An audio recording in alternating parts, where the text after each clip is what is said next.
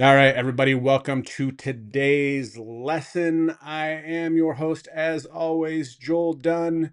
Today, we are going to be talking about how to develop emotional capacity as a leader and why it's important. Now, emotional capacity, what does that mean? That means that you have the ability to emotionally handle the role of leadership, the things that come towards your way. I mean, think about it. We're all emotional messes. We're all mental health crisis people. That's just who we are. That's how we are built. But there are ways that we can shore up our emotional intelligence, our emotional capacity. And for us as leaders, it is more so important that we have these things in place so that we have the ability to take on the problems head on versus the people that tend to just run away from the problems because they're not ready to deal with them. So today we're talking about developing emotional capacity. And the first way to do that is to take personal responsibility, personal accountability. What does that look like? Well, that makes you refuse, and this is what you have to think about. You have to refuse to see yourself as a victim. Things are going to happen. Things are going to come across your path. Things in your past may have happened to you. But look at it this way. You have overcome them. So instead of taking a victim mentality, a victim mindset, we're going to take on a victor mindset. You are going to see yourself as a victor, as an overcomer. And that will help you push forward in self accountability. Because if you see yourself as a victor, when things happen to you, you are able to overcome them. Now, how does that help you as a leader? Again, going back to what I originally said, as the leader, all of the problems end up on your doorstep. So when you know that you're an overcomer, when you tell yourself that you are a victor and anything that comes your way, you will overcome because God created you that way. You are the one that people start coming to. And when people start coming to you, that is when you are able to take that victor mindset and help others to become overcomers. So, first, you're going to take accountability. You're going to refuse to see yourself as a victim. Next, you have to understand that attitude is everything. Guys, how many times have I said this? Your attitude predicts your altitude. Depending on how your attitude is, depends on how far you will go. Your attitude is one of the single biggest determiners of whether you are going to have a good life or a bad one. Why? Because both of those, whether you have a good life or a bad life, are attached to the attitude that you have about your life. Perfect example. Let's look at Paul in the Bible.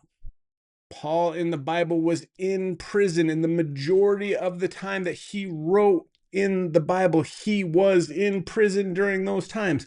And yet he counted it all as joy. He was happy and had a great attitude, even though he was in a hard spot, even though he was in the worst of worst places for his life. Guys, when you have that great attitude, not only does it impact you and your ability to have a good life, as the leader with a great attitude, it impacts the attitude of others and helps them to have a better life. But I also want you to think about this for your business. When you're looking at stuff to purchase, when you are looking at businesses to interact with, do you want to do business with people that have a bad attitude? No. Well, the same goes for you. If you have a bad attitude, that will equal automatically less customers. If you took a person with a bad attitude, a person with a good attitude, they're offering the same thing. Guess what? The person with the good attitude is going to win out every single time because that is what people are drawn to. So have a great attitude to draw more people to you to strengthen your role as the leader. Another way you can help develop your emotional capacity is time. You need to understand that you do not have a lot of it. It goes by fast. It is so valuable. Arguably, it's the most valuable thing you have because you only spend it once. These 3 minutes that I'm sitting here talking about time, guys, I'll never get them back. You'll never get them back. So I can't stress to you enough how important using your time is, being focused, taking the time to focus your time so that you can make more of it. Have you ever seen those people that just seem to have like unlimited amounts of time? They get more done than most people. And a lot of it has to do with how they focus. And when they focus, it almost seems like time slows down for them, which could be the same case for you. If you take the time to focus, you can get more done in a 15-minute focused block than you could do an entire morning going around multitasking. So focus your time, focus your energy, spend it wisely, and spend it in a way that you can multiply it. Going with time, the next thing is priorities, because when you are looking at your time, you need to prioritize how you're using that time. When you focus on the important things tend to become more and more available. So take some time today to focus on your priorities. When you have a to-do list, remember, focus on the big tasks first. Chunk them out, get them done, get them out of the way so that you have the ability to get more done. When you get the important things done first, even if it takes you the majority of the day, you accomplish big things. When you put that big thing off and you continue to delay that and you continue to put off, what ends up happening is a snowball effect of things starting to slide backwards. Why? Because you end up doing busy things instead of the important things. Don't get stuck in busy.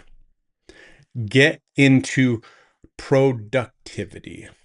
When you start doing the important things and you start focusing on them first and you start doing them, you will feel more accomplished. You will feel less weight on your shoulders because you're getting the big things done that make a difference and move the needle in a large direction forward. Next up, how to develop emotional capacity. Understand you have potential. And your potential lies in your personal growth. You and you alone are responsible for your personal development, your personal growth. See, a lot of times when we look back at it, we're like, I went through school, I got done with school, and I'm done. If that was the way that you thought, your growth and your development and your likelihood to live an extraordinary life may have stopped there because life is about growth. Success is attributed to continually growing. Significance comes from looking at where you are today versus where you were back then. If you're looking today and you are the same person that you were last year, how does that make you feel? I know for me, if I was in the same place, if I was the same person, I would not feel a sense of accomplishment. I would not feel a sense of pride in myself, in my effort, in my work, because I know that there's so much untapped potential that I have inside myself. And I want to do the things to figure out how to pull that out, whether it's listening to podcasts, reading books, going to events, doing mastermind groups, having conversations with people that are further down the road of where I want to be. All of these things help bring the potential out of me and turn it into an actuality, which is what I so want for each and every one of you. I love the fact that you tune in, you listen to these trainings, you share these trainings, you take notes, because you are taking the steps to take your potential and turn it into your actual. Now, here's another one. This one is almost like attitude, but it's like 10 levels higher. It is passion. Don't wait for others to inspire or motivate you. You have to have passion from within yourself to keep yourself going. Why? Because all of the things that come from external will fall off. The things that are internal are what truly keep you going through the hard times. So today, take a look and see how you can transfer your attitude and connect it with your passion and watch how that unleashes the potential that you have within yourself. People want to be around people who are passionate about what they're doing. Are you overflowing with what it is you're doing that you can't help but get it on other people? I mean, think about the white glove and the mud. When you throw the glove into the mud doesn't get glovy. The glove gets muddy. Now, I'm not telling you that you need to be dirty mud, but the thought process is you need to be able to be so passionate, so excited about what it is you're doing, what it is that's happening in your life, that it overflows to a point where people can't help but get it on them and want more of it and to be around you more. When it comes to developing emotional capacity, you need to know about calling.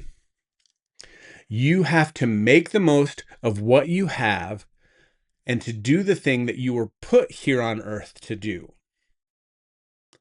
I know we spend the majority of our life trying to figure that out. I'm almost 50 years old and I always feel like I'm like, God, what is my purpose? What is my mission? What is my calling here? What is it that you want me to do? And the thing is that it's okay to question and ask that because it changes all the time.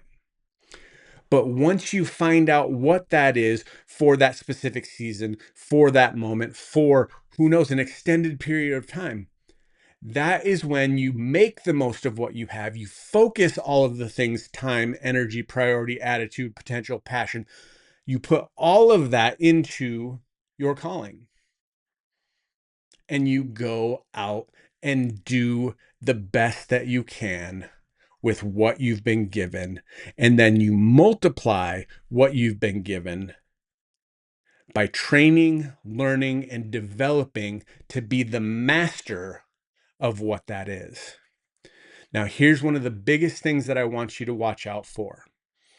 When it comes to emotional capacity, when it is comes to you as a leader, you need to understand that all of the stuff we talk about today for developing emotional capacity is to keep you moving forward, to keep you pushing forward, to keep you developing and becoming a bigger, better leader, leading bigger, better, more people, helping change more lives. But the thing I want you to watch out for is complacency, because complacency is a disease of growth and success. Now, Understand that complacency is different than contentment. Contentment is you can be happy with the things that you have. You can be happy and thankful for the gifts that you've been given. But complacency will keep you from sharing that with others, expressing and expanding beyond that, because you are designed to go out and help more and change more lives. Your goal isn't to just impact your life. When you become complacent, it ends up turning into dissatisfaction, selfishness. Things start looking to be the opposite of all the things we talked about. You all of a sudden start acting like a victim. Your attitude goes sour. You start losing track of time. You really no longer have any priorities. You've diminished your potential. You've lost passion, and you start wondering and questioning your calling. Complacency is the devil's way to trip you up from becoming who God called you to be. So avoid it like the plague, because it is a disease of success. Guys, to recap, how are you going to develop emotional capacity? You're going to take accountability and not become a victim. You're going to have an amazing attitude. You are going to value and focus your time. You're going to prioritize the big things first so that you are an overcomer and an overproducer. You are going to understand that personal growth is going to always stretch you and develop your potential of who God designed you to be. Your passion is going to draw people to you, cause people to want to join alongside you to go on the way that you're going. And your calling is going to give you significance, and you need to attach it somehow, some way, to changing the lives of people around you. Guys, I hope this helped. I hope you took great notes. You share and get your team involved, because I know that this information will help develop the leaders on your team so that you can have layered leadership. And as a group, you can go out and do incredible things. Guys, go out and make it an amazing day. And I hope your week is as awesome as you are.